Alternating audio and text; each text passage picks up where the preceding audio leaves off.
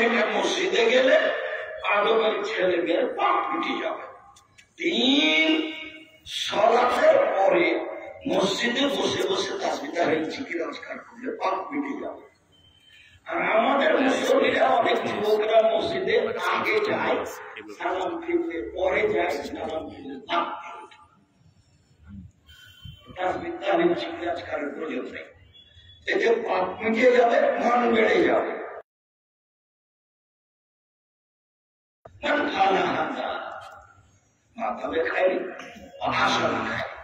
ও যদি এমন করে তার মরে যাওয়া ভালো, তার বেঁচে থাকা ভালো, তার মরে যাওয়া ভালো, তার বেঁচে থাকা ভালো, তার মরে যাওয়া ভালো, তার বেঁচে থাকা ভালো, দুটাই সমান। পরে বাক্যে বলছেন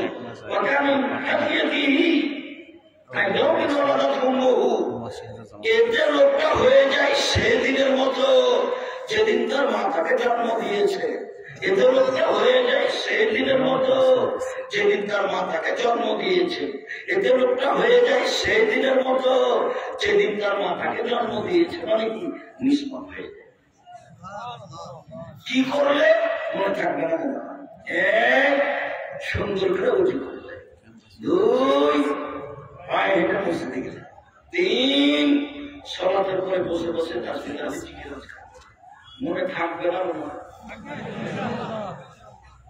আর একটা কথা হচ্ছে, সেটা হলো এই কথার মধ্যে কথা বেড়ে যাচ্ছে।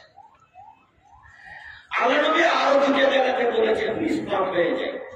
তার একটা বলেছেন কেউ যদি হজ করে, হজটা যদি কবুল হয় তাহলে ও নিষ্পাপ হয়ে যায় সেদিনের মতো যেদিন তার মাতাকে জন্ম দিয়েছে। আর আরেকটা, কেউ যদি অসুস্থ হয়, বিছানায় পড়ে থাকে, তারপরেও যদি বলে আলহামদুলিল্লাহ, তাহলে হয়ে যায় সেদিনের মতো যেদিন তার মাতাকে জন্ম দিয়েছে, নিষ্পাপ হয়ে যায়। মনে থাকবে না? মনে হয় আমরা কথা শেষ করি কি বলে যাই। এবার ফিরে যায়, মনে থাকবে? 3 শ্রেণীর মানুষ নিষ্পাপ হয়ে যায়। তার 1 শ্রেণীর মানুষের জন্য 3টা কাজ। এখন যেটা বলছি, বলেন তো 3টা কাজ কি কি? ভালো করে বলুন। বাইরে বসে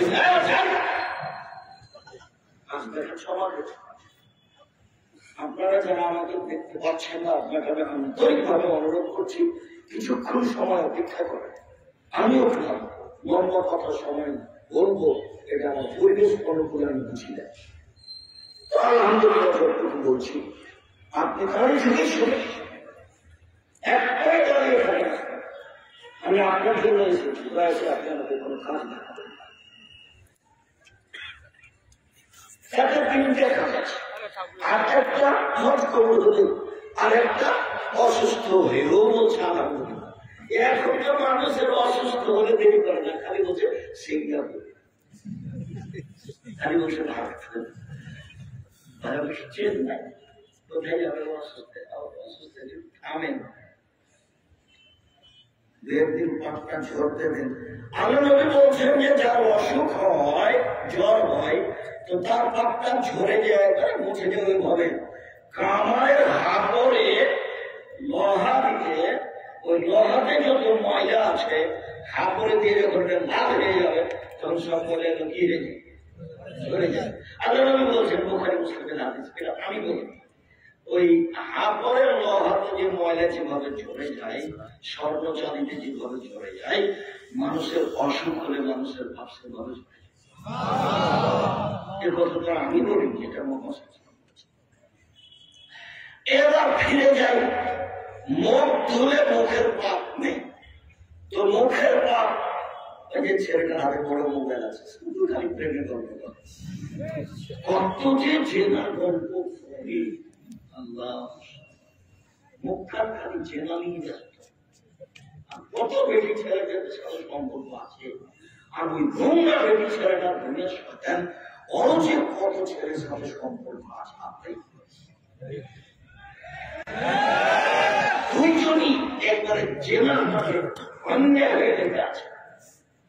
একজনের সাথে কথা শেষ করে আরেকজনের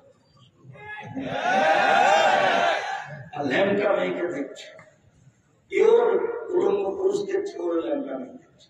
জাহান্নাম কত নিকটে, জাহান্নাম কত নিকটে।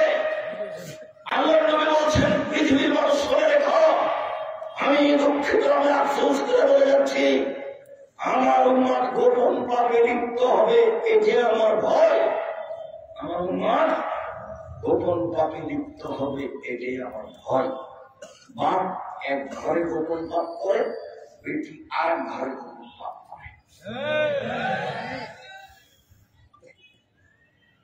অজু করলে মুখের পাপ ঝরে যাবে, মুখ সমান তিনটে, চোখ, চোখে যা দেখেছেন, চোখে তো দিন রাত উলঙ্গ মেয়ে দেখছেন, দিন রাত যেটা দেখছেন, মাথায় টুপি আছে, দোকানে বসে আছেন, আর দোকানে চলে একটা মেয়ে আসছে,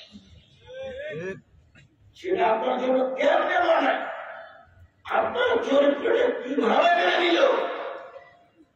চোখ দিয়ে যা হয়েছে মুখের সাথে, দুই কান হলো মুখের সাথে, কানে ইয়ারফোন লাগা আছে, এটার গান চলছে, তাহলে কানে পাপ হয়, মুখে পাপ হয়, চোখে পাপ হয়।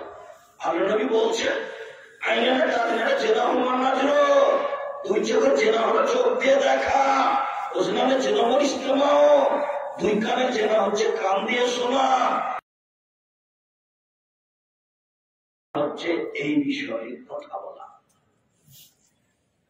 পৃথিবীর মানুষ মুখ কন্ট্রোল রেখো, জান্নাত হবে, জাহান্নাম থেকে যাওয়া। দুই, বাড়িতে থাকো, বাইরে যায় না। এইখানে আরেকটা কথা বলিনি, আল্লাহর নবী বলছেন যে 3 শ্রেণীর মানুষ জান্নাতে যাবে, ওরা যাবেই জান্নাতে। পাপের জন্য যে কাঁদে, ওই হাদিসটার শেষ ভাগ।